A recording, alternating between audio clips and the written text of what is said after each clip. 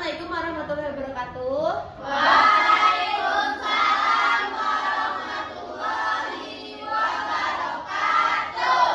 Perkenalkan, nama saya Tantri Nifah, NPM 204220278, program studi pendidikan guru sekolah dasar. Di sini saya akan sedikit menjelaskan materi tentang kolaborasi. Ada yang tahu nggak apa itu kolaborasi? Enggak. Sebelum masuk ke materi, Ibu akan menjelaskan sedikit tentang kolaborasi. Nah, kolaborasi itu adalah sesuatu yang terdiri dari dua pihak. Misalnya, seperti kolaborasi ketika kita membentuk sesuatu yang ada tujuannya, seperti misalnya suatu acara, misalnya dari dua belah pihak. Nah, di setiap koordinasi itu ada dua pikiran yang dijadikan satu sehingga membentuk satu tujuan. Nah, kemudian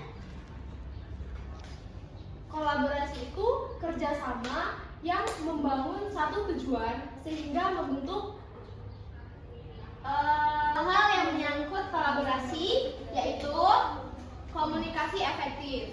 Komunikasi efektif itu dimaksud ketika dua belah pihak itu harus menjalin komunikasi yang baik sehingga mencapai tujuan yang ditentukan, sehingga berjalan dengan baik dengan adanya komunikasi yang baik.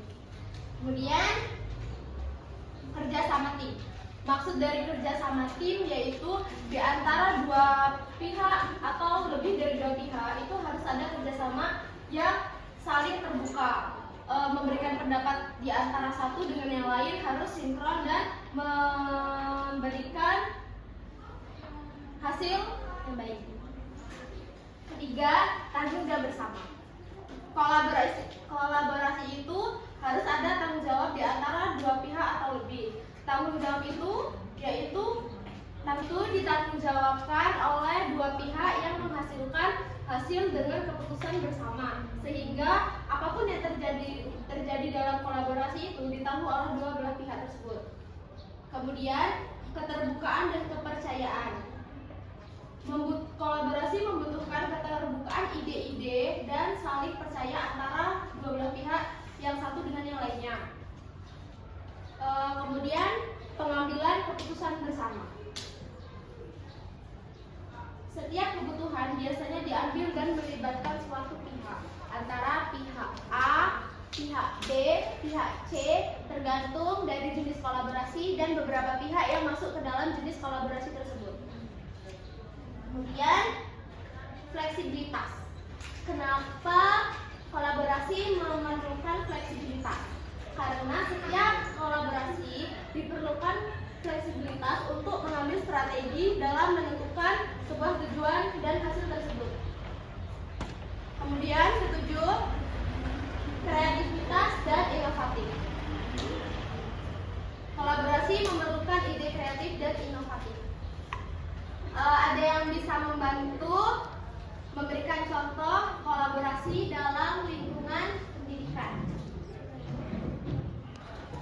Pendidikan yaitu contoh misalnya di lingkungan pendidikan, ketika siswa SD diberikan satu tugas tapi berkelompok, itu kan lebih dari dua pihak. Jadi ketika terdiri dari dua atau lebih orang, nah dia itu harus bisa memberikan idenya. Jadi bekerja sama antara satu pihak dengan pihak lain tapi dalam bentuk satu kelompok tersebut.